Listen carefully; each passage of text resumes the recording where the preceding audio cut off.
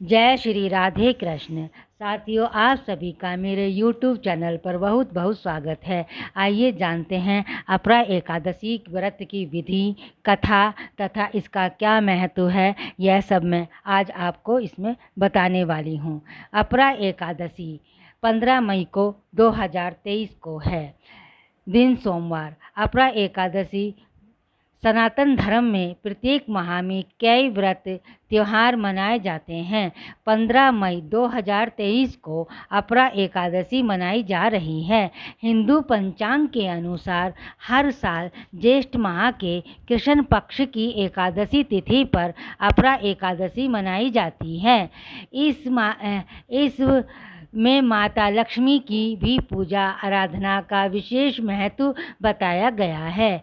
अपरा एकादशी पर भगवान विष्णु की कृपा पाने के लिए व्रत रखने की भी परंपरा चली आ रही है।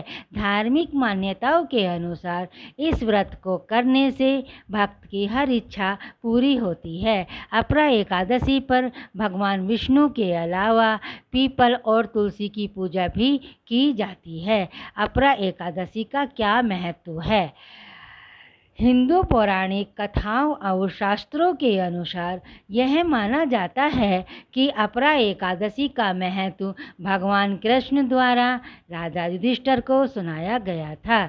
यह माना जाता है कि जो एक एकादशी व्रत का पालन करता है वह आसानी से अपने अतीत और वर्तमान पापों से छुटकारा पा सकता है और अच्छाई और सकारात्मकता का मार्ग पा सकता है।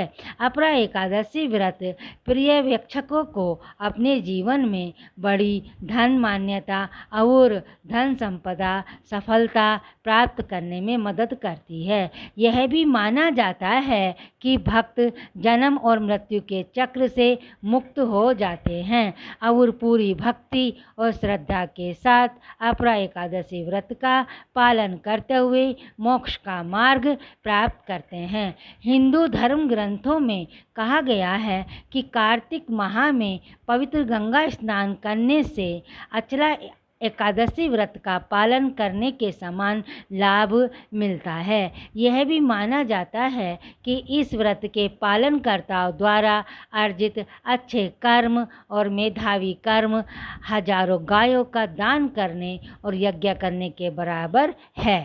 अपरा एकादशी की 2023 जो कि है पूजा विधि। भक्त सुबह सुबह जल्दी उठकर स्नान करने के बाद पूजा अनुष्ठान शुरू करते हैं।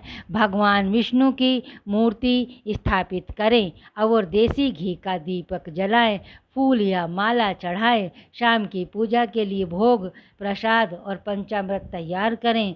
तैयार भोग प्रसाद चढ़ाएं और भगवान विष्णु की आरती का पाठ करें। एकादशी के दिन पूरे दिन ओम नमो भगवते वासुदेवाय मंत्र का जाप करना चाहिए। अधिकांश भक्त आशीर्वाद लेने के लिए भगवान कृष्ण और भगवान विष्णु के मंदिर में जाते हैं। अपरा इसको अचला एकादशी भी कहते हैं। इसकी कथा युधिष्ठिर कहने लगे कि हे भगवान, ज्येष्ठ कृष्ण एकादशी का क्या नाम है तथा उसका महत्व क्या है, सो कृपा कर कहिए। भगवान श्री कृष्ण जी कहने लगे कि हे राजन, यह एकादशी अचला तथा अपरा 2 नामों से जानी जाती है। पुराणों के अनुसार ज्येष्ठ कृष्ण पक्ष की एकादशी अपरा एकादशी है क्योंकि यह अपार धन देने वाली है। जो मनुष्य इस व्रत को करते हैं वे संसार में प्रसिद्ध हो जाते हैं। इस दिन भगवान त्रिविक्रम की पूजा की जाती है।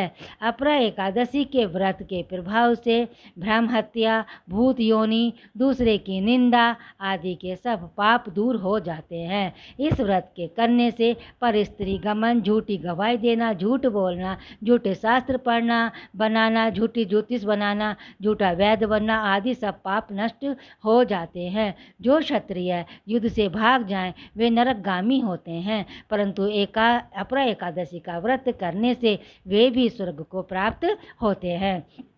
जो शिष्य गुरु से शिक्षा ग्रहण करते हैं फिर उनकी निंदा करते हैं वे अवश्य नरक में पड़ते हैं, मगर अपरा एकादशी का व्रत करने से वे भी इस पाप से मुक्त हो जाते हैं। जो फल तीनों पुष्कर में कार्तिक पूर्णिमा को स्नान करने से या गंगा तट पर पितरों का पिंडदान करने से प्राप्त होता है, वही अपरा एकादशी का व्रत करने से प्राप्त होता है।